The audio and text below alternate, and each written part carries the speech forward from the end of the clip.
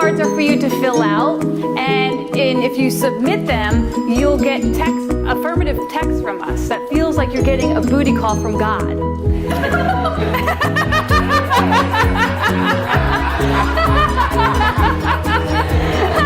Well, that is appropriate.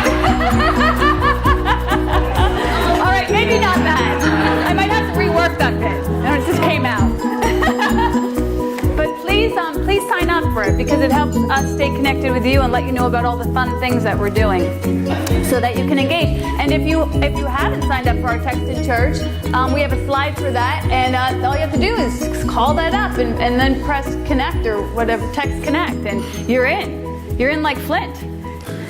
Anyhow. So that's the way that we stay engaged, and that's what we're all about. We're all about speaking easily about our warts, our riddles, and our love affair with God. There's nothing to be ashamed about it. That's what we're doing here today. You call it church, synagogue, ashram. We don't care what you call it. We don't even care what you call God. All we care about is that we supply a place for you to have those conversations that might bring you to a deeper meaning with your true self, which is love. That's all we care about. And we care about you. The good news is we got this community that helps us during the rough patches. And I gotta tell you, I have a confession to make. I am flipping in love with this community. I am in love with you. Like, I'm crazy in love with you. Like, you know, I have bought in, I'm engaged. Put the ring on it because it's happening. You know what I mean? Book that freaking room because we're going.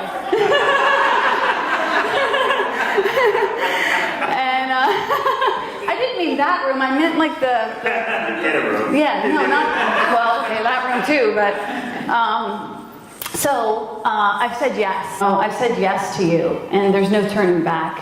And that's just how I roll, completely transparently and boldly and fearlessly. And you might elbow me in the ribs, and I might poke you in the eye, but I'm going with it because this is how it is. And that's all expected because we're in relationships and we're human. Underneath that is a river of love that we have joined together in this beautiful tapestry that joins us, and where we get to be whole and holy and authentic with each other, showing up and telling our truth. We have the space for that.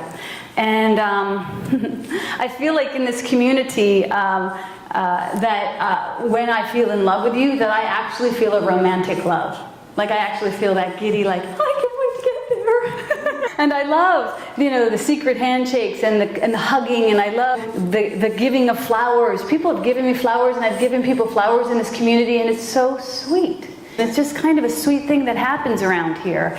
And the quality time. People have shown up for me, you know, quality time that Dave's given me, that the board's given our community, that you as leaders and as members of this community have given to this community, the quality time. What I'm talking about is the 5 love languages. If you don't know about it, it's a book by, I'm using a new technology today. Let's see if this works. Meet and greet. Am I going backwards? Yes, I am. Okay, hold on. Here we go. Celebration, meet and greet, art of romance, and the 5 love languages.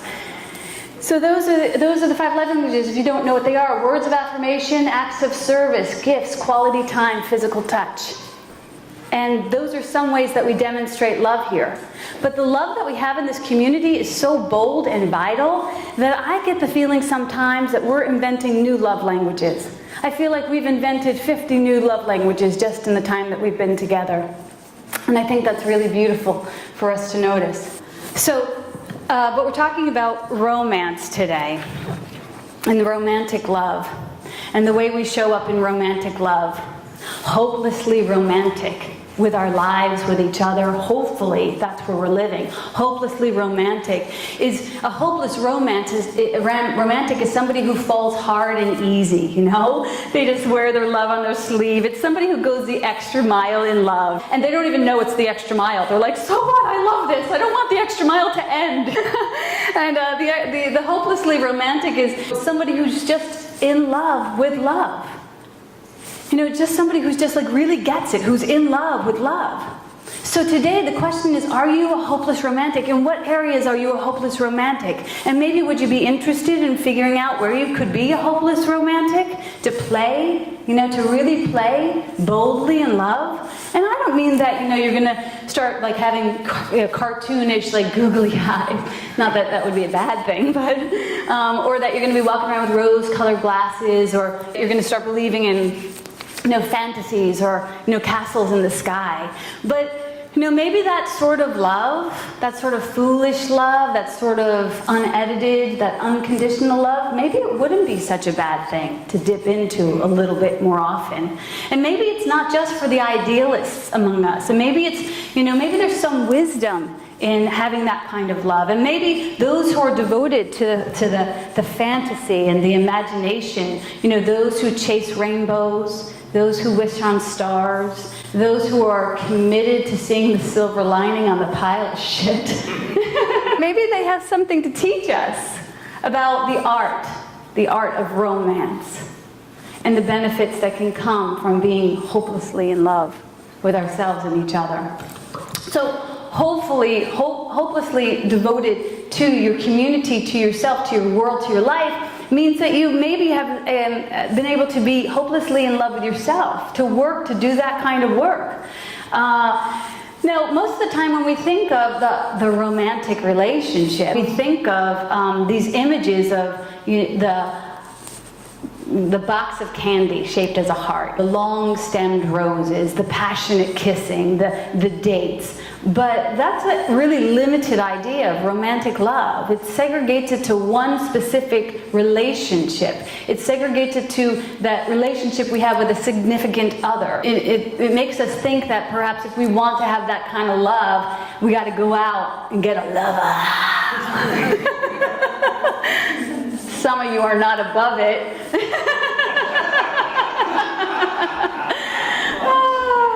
But, we could also see that kind of juicy love can actually be the kind of love that we have with our cats and dogs even. I mean, would that be odd? Some of us already have it. To love our cats and dogs romantically, our pets romantically. How about loving our homes romantically? When's the last time you said, I'm going to have a romantic love affair with my home, my sanctuary? I know, Kathy, you do. You walk into your home and you're like, oh my God, this girl loves her home. Every inch of it, every corner of it is appreciated and is dressed in your own creativity and your art. And it's magnificent. It's like walking into a love story. And we can all have that. How about the idea of romancing your career? Like, what would it look like if I romanced my career? I know it seems like an odd concept because, well, for me, when I think about that concept, I think I spend a lot of my time either teaching in a big community or isolated by myself, listening and working and writing.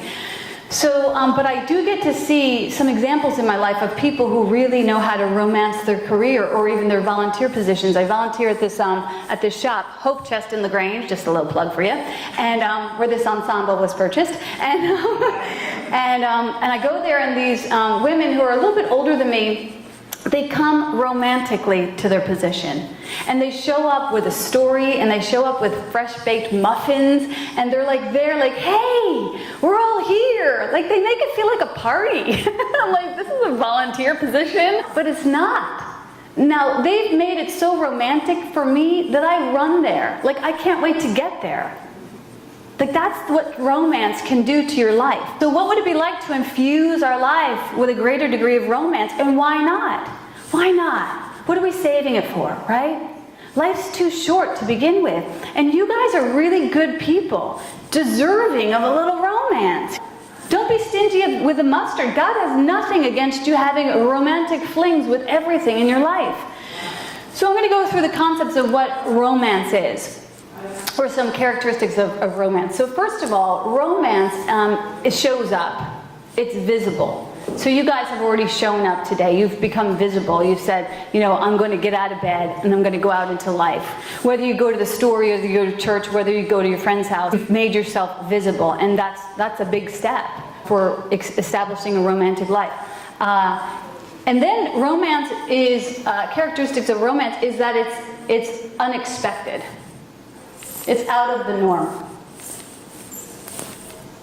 It's surprising. Something surprising. It's not the norm. It comes when we least expect it. So when we talk about having a romantic relationship, it doesn't just mean being an inspiring romance in your life, but also being open to romance. Noticing it on the nooks and crannies of your life. Being open to it. It's going to surprise you. So that's a characteristic of romance. It's surprising. It's not the ordinary. It's extraordinary. And the way that we can continue to dance with romance is that we pay attention to the details. Paying attention to the details is the catalyst for romance. When you think about the romantic experience that you had, it's because somebody thought about really paying attention to the details of thinking, what would be the optimal idea here? How can we make this really special? Romance is something special. It's not the ordinary. So paying attention is the springboard, and it invites in the new flavors and the new feelings and the new fragrances where you go, oh, wow, what's that? It makes you feel special. And romance is creative. It's like really thinking outside the box. It's really thinking about not what is romance look like, not conforming to the ideas of romance, but what does it look like for this person? Or what does it look like for me? In fact, that would be a great question for us to ask ourselves. What does romance look like in my life? It might look completely different. We might have, if there's 50, 60 people here, you might all have a different romantic version of what it is for you. But it would be good if you knew what it was. And if you claimed it for yourself, it will be more likely to show up on your doorstep. But that does take having more intimate conversation. And finally, romance is completely impractical. It's like, it's crazy, you know, it makes no sense. When I first became a spiritual practitioner, I was working in Hollywood. And I was working in TV and film, and my husband and I, had the pool in the house, and all the bells and whistles. We were happy, but then I felt this call to come out and to really step into my spiritual teaching. And most of my friends looked at me like, "What are you doing? That's crazy. Nobody leaves LA. Like, what do you have, 3 heads? It doesn't make any sense." But I'm like, "Yeah, I'm doing it. I'm showing up at Sunday morning for $1.50, and I love it." Not really $1.50, but pretty damn close. But it's not about that. It's not about the visibility. It's not about the financial thing. It's about love. And I know that as I show up in love, everything else is taken care of. My life is happy and shiny. I have all my needs are met. And not because of the sweat of my brow, but because of the pounding in my heart that shows up and says, I will not be denied the benefits of my love. So this is what we get to transform into today, to go from martyrs to miracle workers. I'm ready to be loved, and I'm ready to love in a big, bold, sloppy, and romantic way in my life. Why not? I hope you're starting to think of ways or little corners that you need to clear the cobwebs from and say, what am I doing? This is time for me to have a romantic relationship with myself. And summer is the best time for it. It's like people are allowing themselves to be a little bit more frivolous in the summertime. We're like, it's summertime, let's just go for it. Wear that crazy outfit and get on out there and dance in the streets with your friends. So the last thing is that love is demonstrative. Like love wears itself on its sleeve. It shows itself. It shows its cards. It doesn't hold back. It's like, I am totally in love with you. It's embarrassing. It's a little bit embarrassing. But, that's love. That's the romance of love. Romance has skin in the game. It has some serious skin in the game. And it also is transparent enough to confess when that skin gets bruised. And that skin gets bruised when we move into romantic, intimate relationships with each other. But it's strong enough to be humble, and it's vulnerable. And romantic love is okay with its own passion and its fire. I got kind of romantically passionate with a few friends this week. And I just let the truth unfurl, my raw authenticity. The good news is that my friends can handle it. And when my friends spill over themselves and they get raw authentic with me, I'm like, yeah, bring it, I got you. Like, do it, like, get it out. This is good, this is okay, we can handle this. There's nothing to hide here. There's nothing too ugly that I can't dress in my most romantic definitions of, and that we can transform it. In fact, I have to say that some of the sloppier conversations I've had have been some of the richest ones as far as romance goes. I mean, those are the ones that you remember, that impress your heart. So what does this all have to do with spirituality? Right? I mean, it's just like, we're at church. What does this all have to do with spirituality? It's a good question, Maureen. Well, thank you. So, what would it be like to have a romantic relationship with your divine? What would it be like if you could show up in all of those ways that we just went over? To let God surprise you, to allow yourself to surprise yourself in your spiritual relationship with God, to dedicate yourself to really paying attention to the signs and symbols and love songs that God is singing you. Imagine if you really said, God, I'm paying attention because I am in love with you. To be really at peace with the impractical nature of loving God. It's completely impractical. You're here to tell your boss, oh, I need to take a break, I need to pray with someone. Like, what? Or the other ways that our spirituality might seep into the ordinary life. Can we be okay with that? Can we say I'm a spiritual being having a physical experience and my spirituality comes before all else because I am so devoted and so romantically in love with my divine? I mean, would that be an interesting conversation to have, or at least contemplate? And what would it be like to wear your love on your sleeve, or to wear your love of your divine on your sleeve, to make it everything that you do, to have it live in every breath that you breathe? That's what I'm really about. That's what I really would like to be a stand for, actually, is to have God be synonymous with breath. And everyone has breath. And everyone who has breath has God. And it doesn't matter what you call it, or where you genuflect to, but that's the truth. And I would love for us to remember that for ourselves and for each other. That despite our willingness to be in a romantic relationship with God, we are in a romantic relationship with God. And God is sending us Valentines left and right and center. If we'd only pay attention, we could see them. So, to have a romantic relationship with God is where you confess that you're all in. That you're a big yes. That you'll go the extra mile. And that you hope the extra mile never ends. And this is not just attainable. It's not some unattainable idea. This is available for each of us.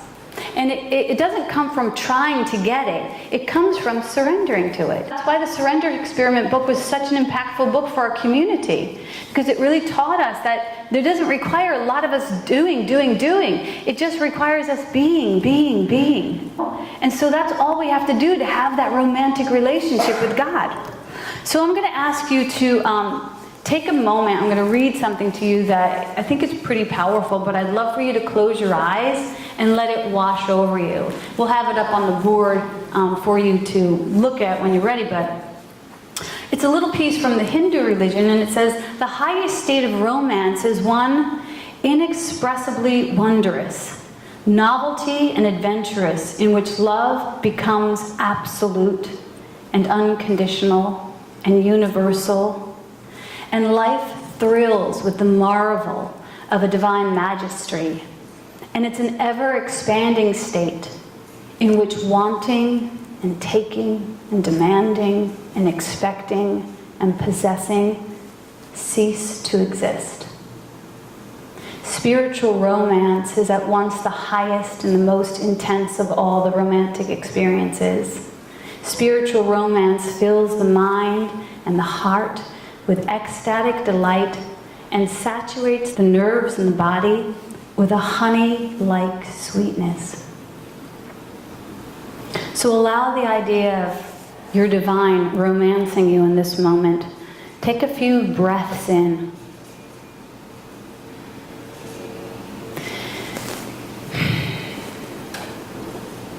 Remember that being hopelessly in love does not make you weak, it makes you strong. So the question for us today as we move into our small circles is, where can you add and be open to the spontaneity in your life? And where can you be open to this love that's actually chasing you with everything it has? And where can we turn around and just let it have us?